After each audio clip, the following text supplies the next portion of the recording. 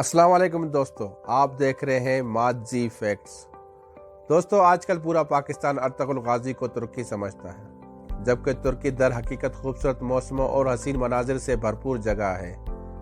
खूबसूरत सरजमीन का हामिल तुर्की सिर्फ मनाजिर के एतबार से ही खूबसूरत नहीं, बल्कि यहाँ के लोग भी बहुत अच्छे आदत के हामिल हैं।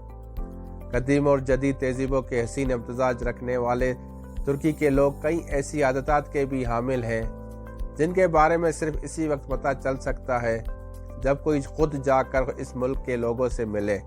तो आइए जानते हैं इनके कुछ दिलचस्प आदत और रवाजों के बारे में।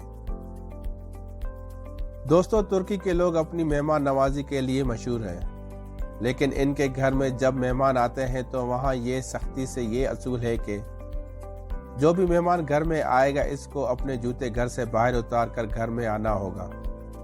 घर से बाहर इनके जूते हिफाजत से रखने के लिए खुसूसी जगह बनाई जाती है और घर के अंदर इनके मेहमानों के लिए अलग जूते होते हैं जो इनको पहनने के लिए पेश किए जाते हैं।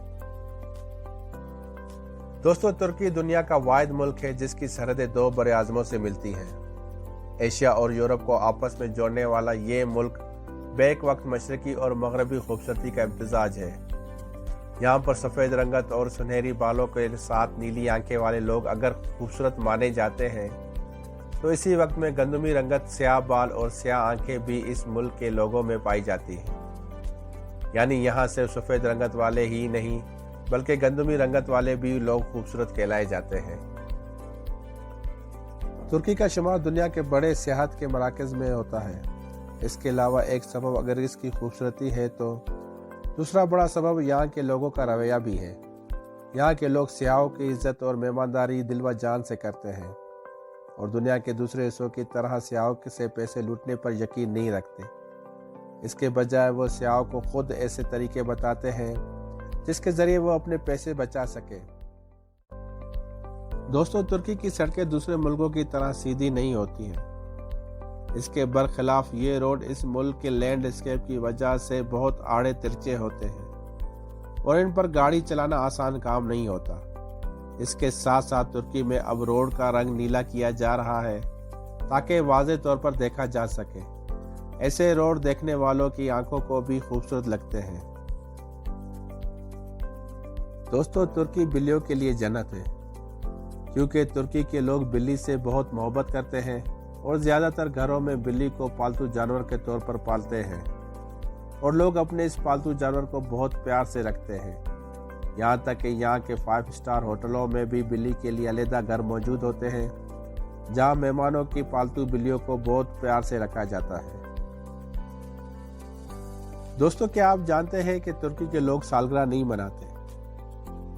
तुर्की के अंदर जाने के बाद आपको अंदाजा होगा कि इस मुल्क में किसी त्योहार का मतलब छुट्टी नहीं होती। यहाँ तक कि यहाँ के लोग एक दूसरे को सालगिरह भी विश नहीं करते और इनके नजदीक जिंदगी का ये खास दिन भी आम दिनों की तरह ही होता है। चाय इनका कौमी मशरूब है। तुर्की के लोग बहुत ज्यादा चाय पीते हैं और चाय पीने के लिए इनको किसी खास वक्त या मौके की जरूरत नहीं होती है।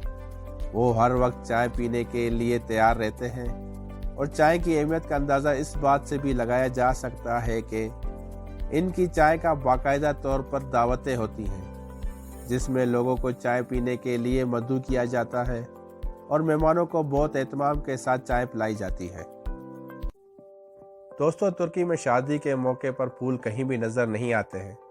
हालांकि इस मौके पर दुनिया भर में फूल लाजमी मौजूद होते हैं, जबकि तुर्की के अंदर शादी के मौके पर दीगर हंगामे तो नजर आते हैं लेकिन फूलों की कमी महसूस होती है। 56 कमरों पर मुश्तमिल ज़ेर ज़मीन न्यूक्लियर बंकर फरोख्त के लिए पेश। बरतानिया की काउंटी डेवन में वाक़या इस बंकर में ब्रॉडकास्ट स्टूडियो और नक्शों के साथ साथ एक भूत की मौजूदगी की भी अफवाहें हैं। जनूब मगरबी बरतानिया की काउंटी डेवन में एटमी हमले से बचने के लिए तामीर किया गया एक साबिक बंकर 4,35,000 पाउंड में फरोख्त के लिए पेश कर दिया गया है, जिसके 56 बेडरूम्स और 2 मंजिलें हैं। होप कोव बंकर के नाम से मशहूर ये बंकर डेवन की तफरी मकाम सालकम के करीब वाक़या है, जिसे 1941 में तामीर किया गया था और इसे दूसरी आलमी जंग के दौरान रेडार स्टेशन के तौर पर इस्तेमाल किया जाना था। ताहम सर्द जंग के दौरान एटमी हमले के खतरे के पेश नज़र इसे 1950 की दिहाई में इलाकाई हुकूमत के बेस में तब्दील कर दिया गया। 1990 की दिहाई तक बेस को काबिल इस्तेमाल हालत में रखा गया और मुल्क पर एटमी हमले की सूरत में बेस में 250 सरकारी एहलकार को ठहराने की गुंजाइश थी। ये पहली बार नहीं हुआ कि ये इमारत फरोख्त के लिए पेश की गई है। इससे पहले फरवरी में होने वाली एक नीलामी में ये बंकर मुकर्ररा कीमत पर फरोख्त ना हो सका। यही वजह है कि इसे अब दोबारा फरोख्त के लिए पेश कर दिया गया है। बंकर की देखभाल पर मामूर क्रिस्टोफर हॉव्यूल ने बताया, ये इस तरह बनाया गया था कि इसे मुकम्मल तौर पर बंद किया जा सकता था। हवा को साफ करने का निज़ाम काम कर रहा था और तापकारी फैलाने वाली किसी भी चीज़ की इस तरफ आने की सूरत में यह बंकर तहफ़्फ़ुज़ फराहम करता। इन्होंने मज़ीद बताया, ख्याल ये था कि बम फटने की सूरत में वो यहाँ जमा होते और अंदर बंद हो जाते, जबकि जनरेटर को 35 दिन तक चलाने के लिए टैंक्स में वाफिर तेल मौजूद होता था।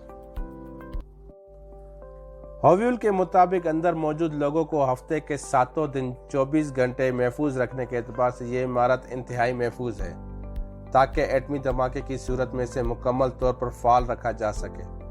इन्होंने बताया कि इमारत की असली खुसूसियात आज भी देखी जा सकती है।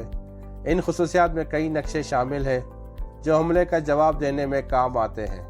इसके साथ साथ sound proof radio station booth भी मौजूद है, जहां से आम लोगों में से बच जाने वालों को नशरियात सुनवाई जाती थी।